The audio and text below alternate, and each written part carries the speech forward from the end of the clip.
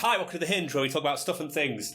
We tried to record a Mandalorian episode last week, but it completely wrecked because of Mark's terrible audio.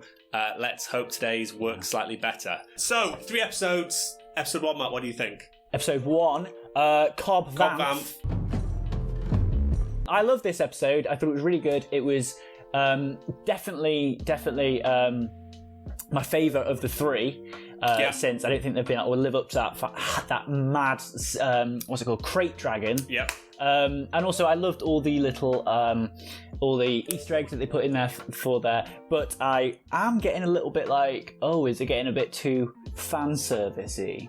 Yeah, it was a lot of Easter eggs. That's my only thing that I'm sort of a bit, but like also the Easter eggs, but then the whole, the ending part, which we're gonna say spoilers now for, like, Boba Fett showing up.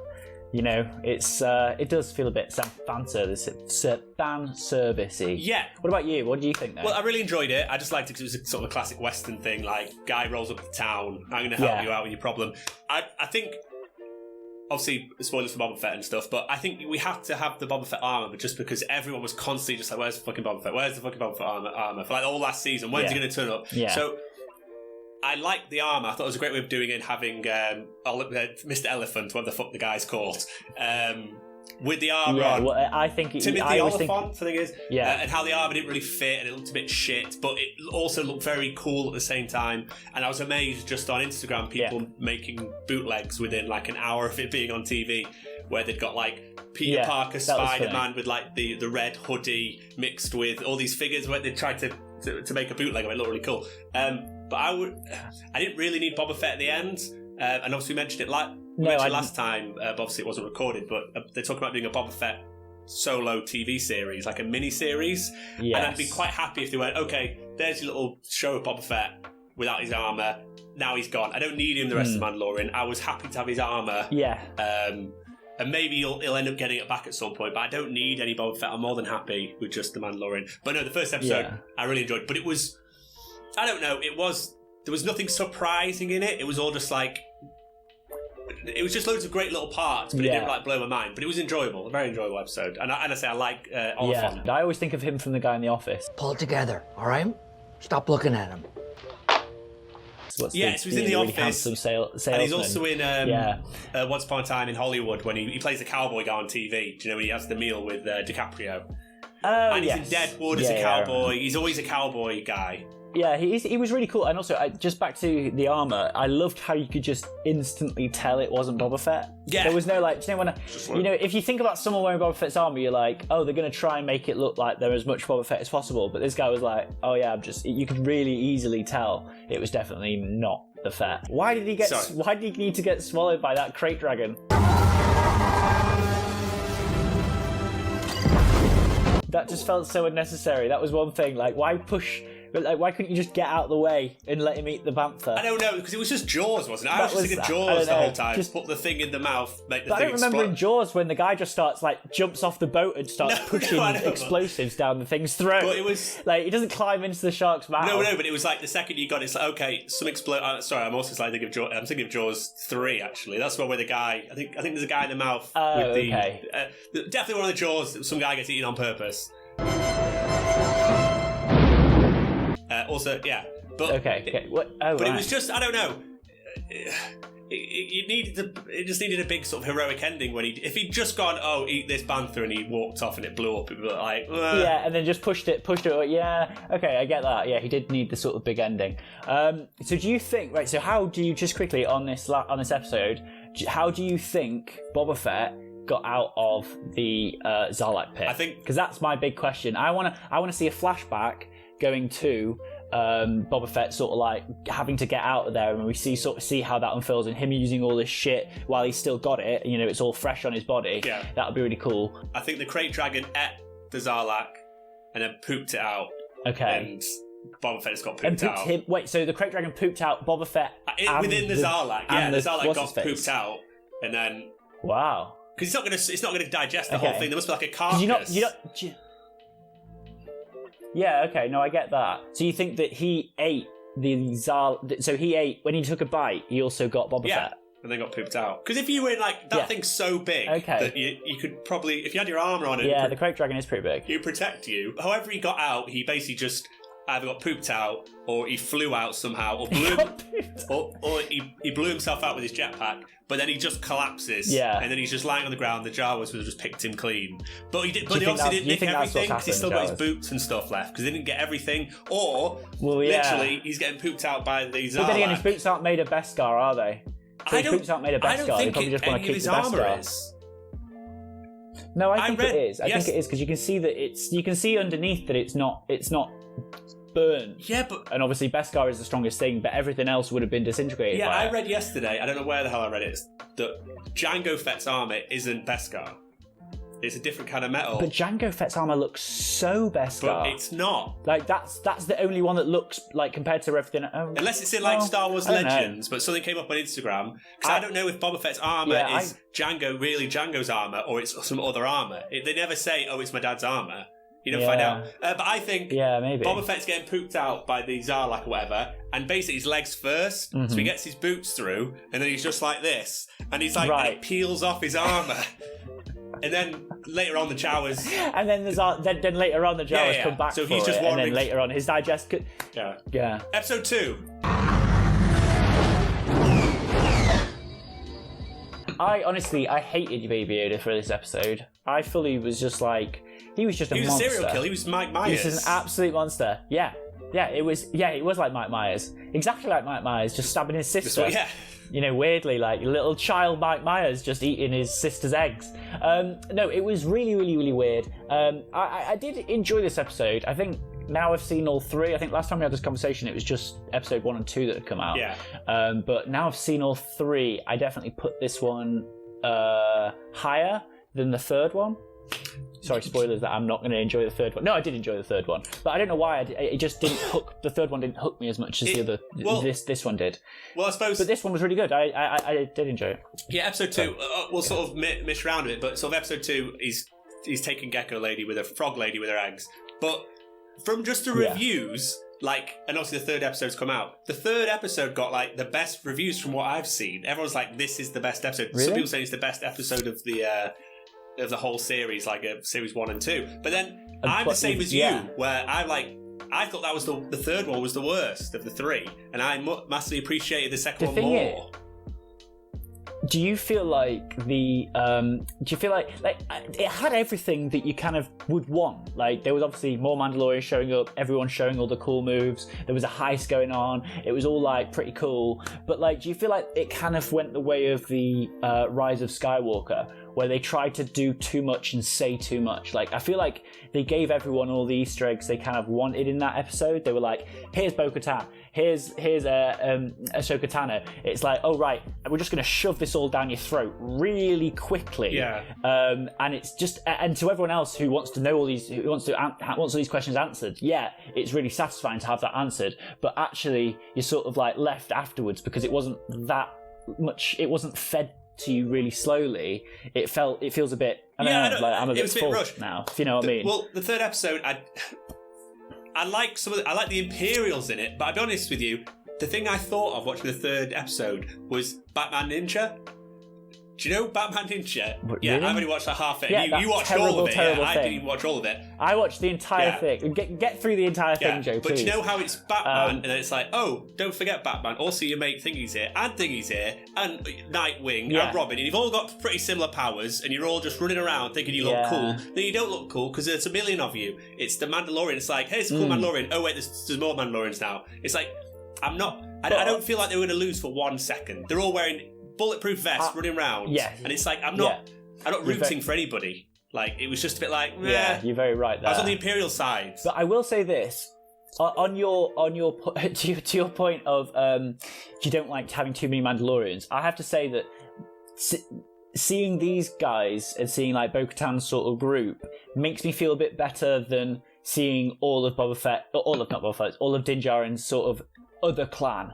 You know, his like cult that he's part of. I quite enjoy the now separation, like, because everyone has been sort of thinking there's been shitload of Mandalorians all throughout the Clone Wars. There's been a few Mandalorians after that popping up and about. So obviously only having one now is a bit weird. So obviously there are going to be a load of Mandalorians, but I quite like the fact that Din is part of a bit more of a secret society Because really, I don't know, like, him keeping his helmet on, if every single fucking episode there was a bunch of Mandalorians and none of them took the helmets off, you would be a bit bored with just seeing a bunch of heads just bobbling around everywhere and no acting, if you get what I mean. Yeah. But, like, him having that differentiation makes me a bit happier about more Mandalorians showing up. Yeah, but I'll be honest, I liked when they're all underground and it was like all in the shadows and you only really saw like the armourer and like that big guy and everyone else was like in the shadows and you were like, shit, who's that? Like everyone was trying to, is that Boba Fett or whatever, like trying to do close-ups of the shadow people. But then when they all jumped out at the end... Did that not wind you up more? Well, no, but I preferred them being shadowy, but when they all turned up in, I don't know, it's episode 3 or 4 of the first season, when they all save a thingy and he flies off and there's a million Mandalorians flying around shooting, I didn't like that either. It's like having 50 RoboCops. No. It's like, I don't care. Like, it just makes it boring. So less Mandalorians. Well, Unless they are very different. What did you think Unless about, they are very different. Like, I get how this other, the owls or whatever the fuck they're called, Night Watch. I don't know what they're called. The Bo-Katan's people. Yeah, Death Watch or whatever. But I don't think they're Death Watch. I think the Death Watch is who Din got like found by. Yeah. I am quite interested to sort of see like the sort of different politics between all the different Mandalorians and stuff like that, and how they all live with each other and stuff like that. But I don't want it to be like, all right, well now I'm comfortable being a Mandalorian with you guys, I'll just start taking my helmet off. I won't be satisfied when Pedro Pascal starts showing his face. Let's quickly just go back to episode 2 because we didn't really discuss that much because we stormed straight into episode 3. Episode 2, my favourite part was, I have to say, the music at the end when the X-Wings flew away. Didn't like some cool beat drop. It feels, I did like it, and the second one, and it actually made the X-Wing seem a bit sinister. Like, no, definitely. Cool. Like, it could be anyone. Like, it could be anyone that could. I have to say, I did feel like Star Wars sort of started pushing that sort of route after the Rise of. Is it not Rise of Skywalker? Sorry, the Last Jedi. Yeah, they started pushing that whole like, there's bad and good on both sides. Yeah. You know what I mean? Not to sort. Yeah, they started doing that sort of thing. So I kind of feel like maybe. I don't know. Well, it's not to go back to Rogue One as I always do, but it's like that bit with Mads Mikkelsen where they find him, and then the rebels are already on their way to blow up the base, and you got the X-Wings trying to kill everybody. And you're like, no, fucking stop, you knobheads. And it's like, it makes them seem a bit more. Yeah, but that you can kind of understand. But this sort of feels like they're sort of having a bit of a power struggle. You know what I mean? Not a power struggle, but like a bit of a, all right, well, we're in charge now. Yeah, but you know what I mean? Like really sort of. I feel like there's not enough. Like the New Republic or whatever, I feel like they don't have enough people. They're just like, just fly around a bit and sort stuff out, but there's not like a real book of what the new rules are. So it's people flying around in X-Wings just going, oh mate, don't do this or whatever. Like, where's your beeper? Have you got a new beeper installed in your thing? Yeah. But I did quite like that. I wouldn't mind going to sort of see a battle, not necessarily like, sort of like a stronghold that was still maybe Empire that, and Yeah. Do you get what I mean? Like, it was still Empire, and then the rebels had to sort of come and take it over or whatever. And I'd like to sort of see maybe a little bit of that, or an episode. Yeah, because there's probably places that prefer the Empire as well. Like, there'll be places that don't want to sort of surrender, or whatever you want to call it, like to the New Republic, and that'd be quite interesting to see. Yeah, it would be interesting seeing it from a standpoint as well, from someone who isn't either. Just completely down the middle. The first season, my 3 most not hated episodes, but I think the 3 worst episodes are the Attack Walker one, not Attack Walker, the Scout Walker one, the Gunslinger, the Villager one, where they go to Tatooine. There's too much Tatooine, guys. Stop going to Tatooine. Yeah, and the heist. Yeah, I did like the heist, but it wasn't great. It was a bit like it wasn't as good. They're the worst 3. The heist. The heist felt a bit like this episode, the episode 3. It was really similar in my mind. Like they were quite just going similar. around the corridors and hiding and waiting, like that whole the heist. It was just another heist, though, wasn't it? Really, they were trying to get the Darksaber or whatever. But I enjoyed the heist one. But I think I probably enjoyed those two quite similarly. But I didn't enjoy. I don't know. Well, I was going to say, I think this... Yeah, no, I think they stand out above them. Yeah, I think they're better. These 3 are better than my worst 3 of the first season. Yeah. But they're getting closer. That's the thing. They're getting, like I say, this one, the heist one, and the other heist one, they're getting closer.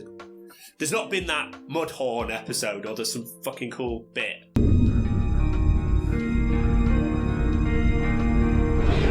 No. Which I'm waiting for. No, I get that. The only thing that I feel like they could have done a bit better with episode 2 is I feel like it was... I don't know if I should say this because it feels like it's a bit of a... they need to obviously it's gonna have some filler, but I'm sort of like I don't really want the filler now. I'm sort of like that whole episode being wasted about them just sort of trucking it round sort of felt a bit fillery, a bit too fillery, and it sort of felt like it was I don't know. I just don't want them to waste too much time, if you get what I mean. I know what you mean, but I know obviously this is going to be going on forever. Well, yeah, but I do quite like just the people just doing their job and just. To me, I'd rather have it where it's him just doing a mission, and it doesn't have to have 100 characters in each episode. It's just him trying to get from A to B, like I say, transporting fucking stupid eggs. It's like, okay, what problems is he going to face doing that? It doesn't always have to be, oh, here's the Mandalorian thing, and here's this, and like the huge. Sometimes I just like the workaday thing of just doing basic shit to get paid. It still just felt a bit too, like, not a lot went on. Yeah, no, definitely. Do you get what I mean? Like, it just felt like I can't really remember, aside from the chase and Baby Yoda eating all the eggs. You know, aside from that final chase where they were running back to the ship, I can't really remember anything else from that episode. You know, like that whole going and meeting that Beetle character, it all just felt a bit like, okay, then he goes here, then he goes there, and I'd like to see a day in the life, but that did feel a little bit slower to me. Yeah. If you get what I mean. Like, it didn't really kick off until probably 10 minutes into the episode, 5-6 minutes into the episode, if you get what I mean, after going to see the pod racer woman and stuff like that. Yeah, I'm a bit. But, you know, I know she's a very nice lady, but I'm sick of the pod racer woman. I don't need her. Yeah, she doesn't fit it. It doesn't feel like she fits in at all. Like, it feels like she's from a different show. But I really liked. You see, on episode 2 and 3 is the flight. So when he's landing on the thingy planet at the start, and he's having to control it to land on the water planet in episode 3. Yes, and yes, that actually was very cool. And when he's trying to escape the X-wings in episode 2. It just looks cool because I know loads of its models. Yes. And it just looks really fucking cool. And I love the big AT-AT. I was, not to bring Thomas the Tank Engine into this, but I was thinking that AT-AT thing was like the breakdown train. Do you know the water one? That's a Star Wars breakdown train, that is. Talking of the sort of spaceflight thing, did you find yourself, now that you know of the void or whatever, did you find yourself sort of noticing a lot more when they were in the void? It's not the void. Is it the void? What is it? It's not called the void. The what? Wait, Becky, what's it called? The volume. The volume. There you go. That's exactly what it's called. I noticed it on the first episode massively, but I think that was because it was in such bright sort of not sunlight, but it was just very sheer. The whole time was super bright.